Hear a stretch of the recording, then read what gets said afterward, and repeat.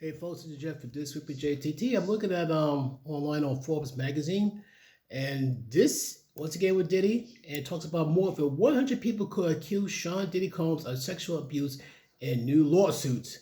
Here's a couple. Well, here's a complete look at the allegations. This might be a while, so hang on to your seats very carefully.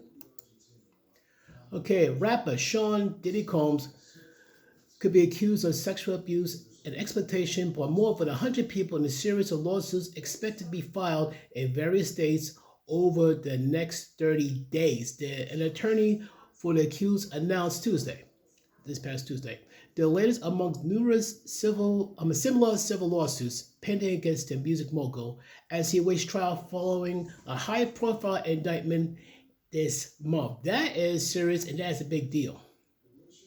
So here's the timeline. Things going to start from recent to the latest.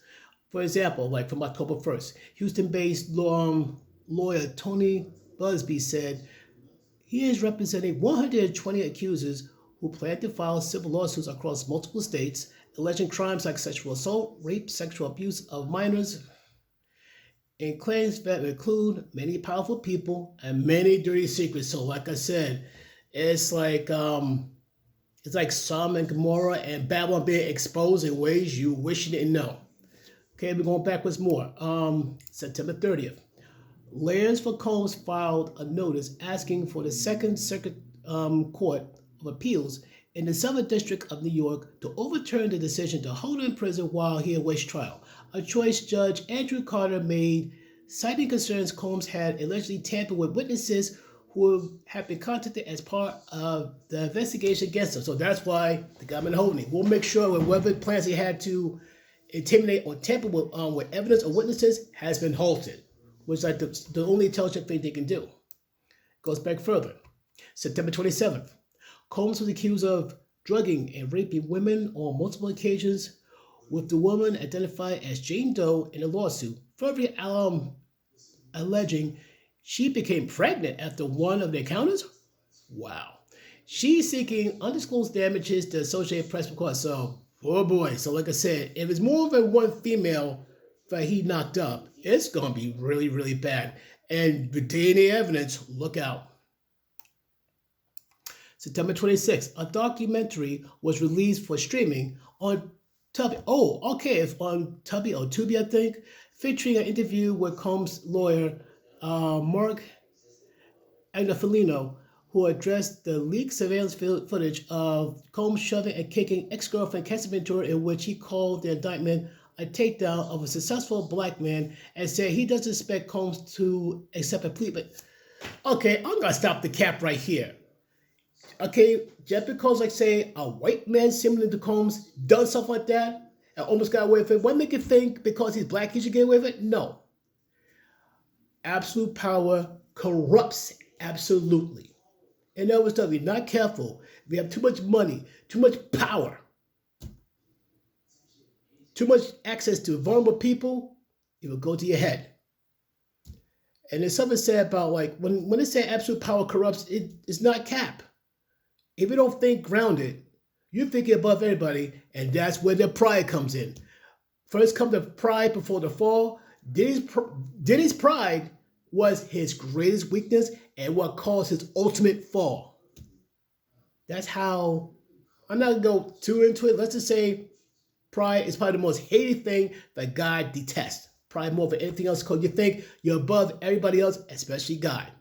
Diddy thought that, and he's paying a horrible price, and he's not done paying yet. He is yet to pay the interest, and is still going to pay more and more. Okay, now, September 24th. Fowler Grace filed a federal lawsuit in New York on Tuesday claiming that she was offered a glass of wine by Combs and Sherman in 2002. She was 25. That made her lightheaded, dizzy, and physically weak before she lost consciousness and was raped by the two men while her hands were tied behind her back. Here we go. Same day, September 24th.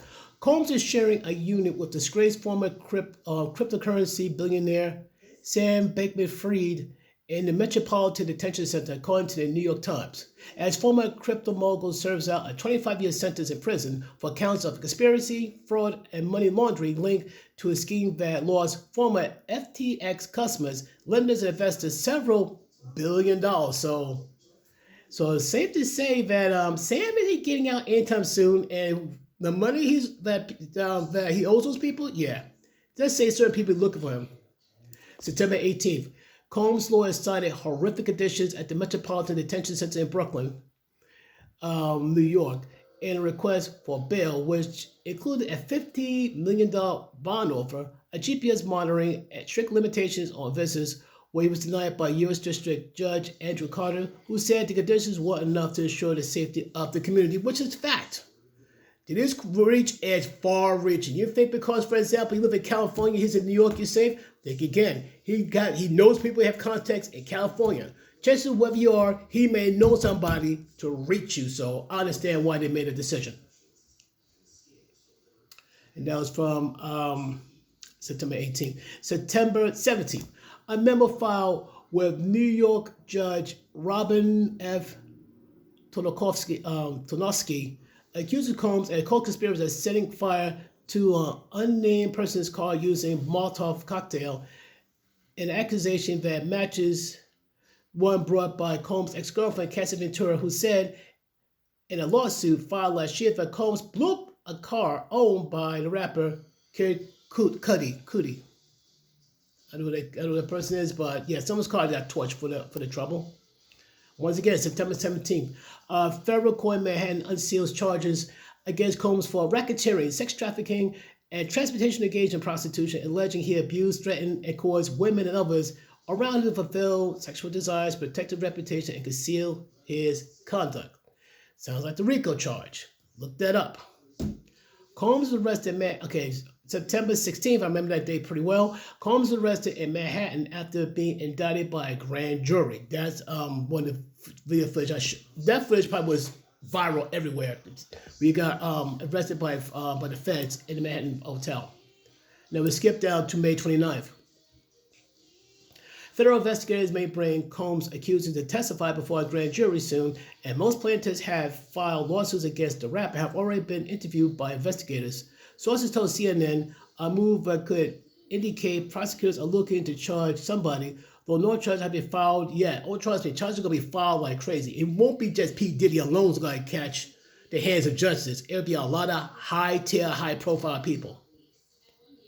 May 24th. Plaintiff, and I'm pronouncing him correctly, is April Lampros accuses Combs in a lawsuit filed in New York on Thursday of sexual assault over 4 terrifying sexual encounters between 1995 and 2001, including 3 indictments of rape and 1 instance of Combs forcing her to take ecstasy. Oh yeah, that drug. Oh, this is going to be a long one, folks, so keep holding on. This is another one, May 22nd. Former model Crystal McKinney files a lawsuit in Manhattan federal court accusing the rapper of drugging and sexually assaulting her at his New York recording studio in 2003. May 19th. Cassie Ventura, Combs' ex-girlfriend, speaks out after CNN obtaining a 2016 video of Combs attacking her in a hotel hallway, stating on Instagram Thursday morning that domestic violence broke her and she still always be recovering from a past. Combs later apologized for the video. Too little too late. Then it skips back to February 26th. In February, producer Rodney Little Rod Jones sues rapper in New York in February and alleges he was subjected to unwanted advances by associates of Diddy at his direction, and was forced to engage in relations with sex workers he hired. In a set of widely covered allegations, Jones says in the lawsuit that Combs regularly hosted sex trafficking parties, the freak-offs, with underage women and illegal drugs, and implies record label executives who looked the other way financially benefited from access to celebrities and dignitaries like the British Royal Prince Harry? Okay, I didn't catch that one. who is not accused of any wrongdoings or attending parties himself. Combs' attorneys tells the Los Angeles Times the suit includes reckless name dropping about events that are pure fiction. I don't know. The moment to get the hold of the video and the pictures, we're going to see about that. We're going to see. December 6th of last year, Combs is hit with another sexual assault in December, accusing the rapper of drugging, participating in gang rape of unnamed woman in 2003. Then the accuser was 17 years old. Oh, this is not looking good. Let me see how I get through all this. A woman named Joey Dickinson Neal alleged in a lawsuit Combs drugged her, sexually assaulted her, and secretly recording the assault while she was a college student in 1991. Okay. November 23rd last year, an anonymous plaintiff accuses Combs and singer-songwriter Aaron Hall of raping her and a friend in 1990 or 91 at the meeting at the RCA Records event in New York. A suit that Dickinson Neal complaint was filed shortly after before the expiration of the New York law temporarily allowed lawsuits for older assault allegations would be ordinarily past the statute of limitations. Wow. Oh, wow. Okay.